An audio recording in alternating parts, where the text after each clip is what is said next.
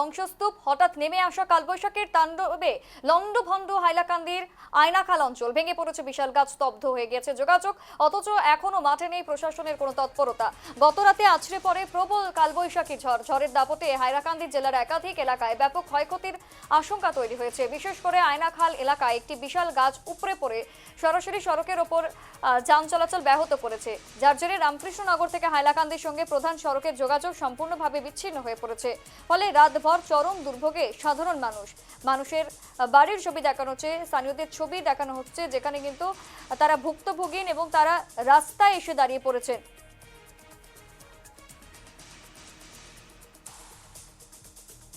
জানবো এ বিষয়ে আরো বিস্তারিত, আমাদের সঙ্গে রামধন জুড়ে গিয়েছে। রামধন, যে ছবি আমরা দেখাচ্ছি যথেষ্ট পরিমাণে উদ্বেগের সৃষ্টি করছে। বিশাল আকার গাছ, সেই সঙ্গে কিন্তু কারোর বাড়িতে টিনের চাল উড়ে গিয়েছে, কোথাও স্তব্ধ হয়ে পড়েছে জনজীবন, কোথাও যান চলাচল ব্যাহত। ঠিক এখন এই মুহূর্তে কি প্রভাব পড়েছে, ঠিক কি চাইছেন স্থানীয়রা, কতটা আশ্বাস দেওয়া হয়েছে সেখানকার জনপ্রতিনিধিদের তরফে?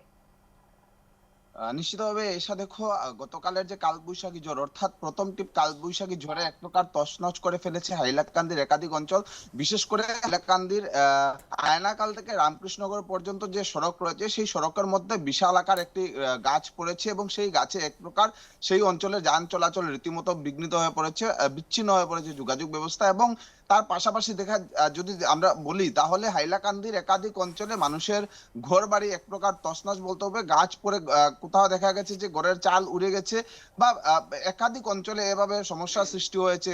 ইতিমধ্যেই সেই ঘটনাস্থল বা যে যে জায়গায় ক্ষতিগ্রস্ত হয়েছে তাদের খোঁজখবর নিচ্ছেন যারা জনপ্রতিনিধি রয়েছেন পঞ্চায়েত লেভেলে, তারা পৌঁছেছেন এবং মানুষের কি কি সমস্যা হচ্ছে তারা সেগুলো খতিয়ে দেখছেন।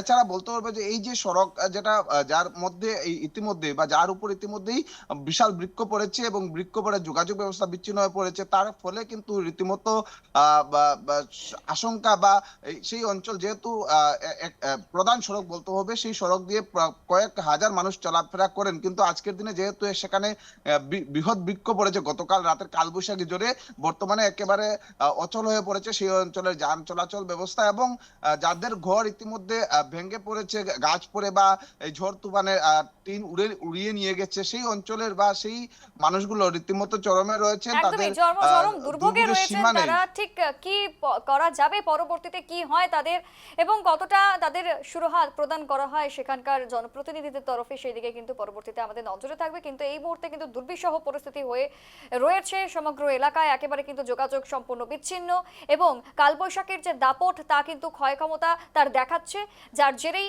এই একেবারে বিপর্যস্ত পরিস্থিতি, বিধ্বস্ত পরিস্থিতি হাইলাকান্দির বুকে। তোমাকে ধন্যবাদ রামধন।